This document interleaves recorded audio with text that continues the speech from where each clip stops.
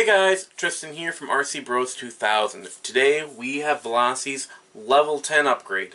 We are finally in double digits. I've had this RC for quite some time and generally there's not much on him I need to upgrade. So this is going to be a nice little treat for not only myself but for you guys. Today, if you haven't read the title down below, we'll be installing the FlySky GT2B transmitter and receiver. And this is an actually really cool transmitter. It's nothing like the Traxxas ones. I actually kind of do like the different features that it has. The 3-channel transmitter with a really cool back texture that you can swap out. It's got a Li-ion rechargeable battery, and it doesn't have the complex programming tree like you see on some of the Traxxas ones. Just flip the hood back and you have all those controls. So it's going to be really nice. I actually kind of like that design personally. So I'm looking forward to trying the system out. I've never really owned a FlySky besides the one that's in alpha, and I kind of like that one. So I'm looking forward to seeing how this system is.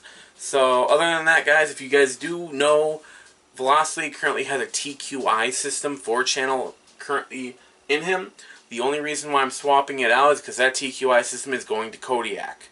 So swapping the FlySky with the TQI. So guys, let's get into this. It's going to be a quick and simple upgrade.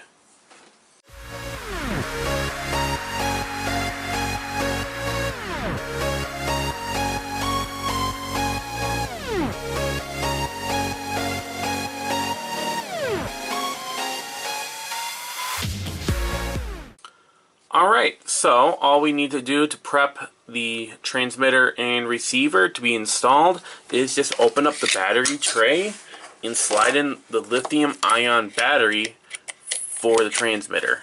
And that's pretty much it.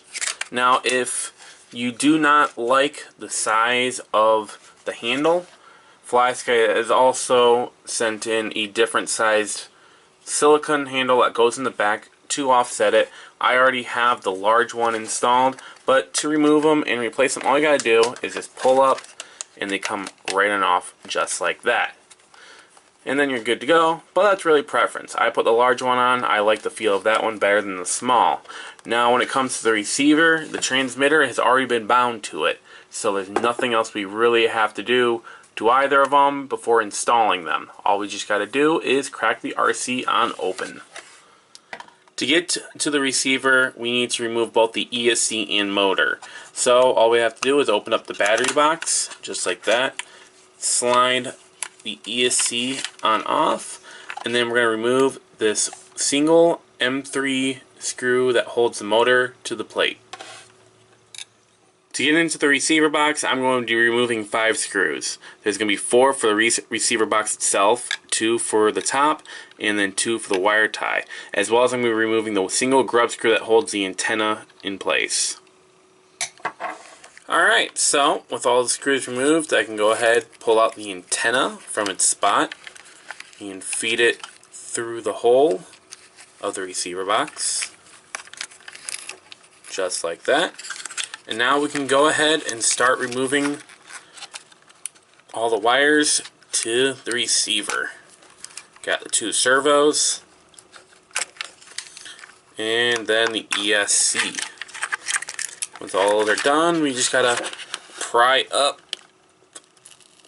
the receiver, which is held on with double-sided tape. Alright.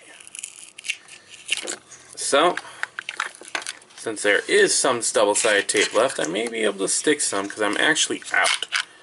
So, let's see if we can't reuse it with the new receiver, and we can. Alright, we are in business. Let me flip this around real quick, actually. There we go. I like that much better.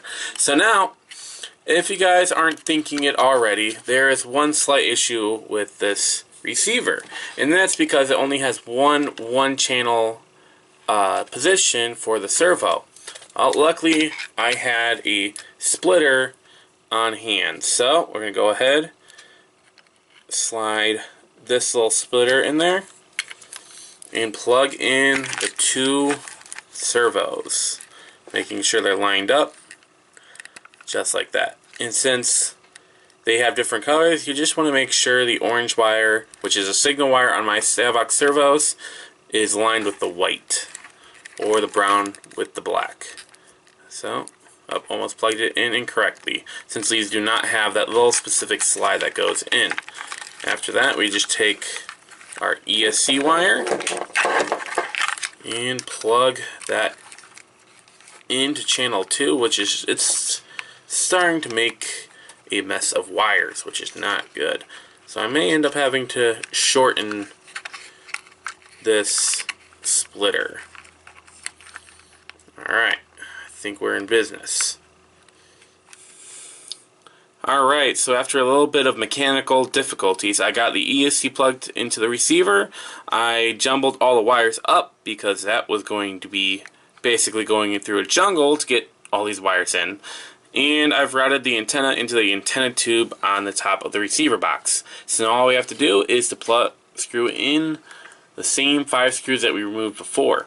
2 to hold the receiver box itself down, 2 for the wire tie down here, and then 1 for the antenna tube. Now that we're done in the receiver box, we can go ahead and put the ESC and motor back onto the chassis.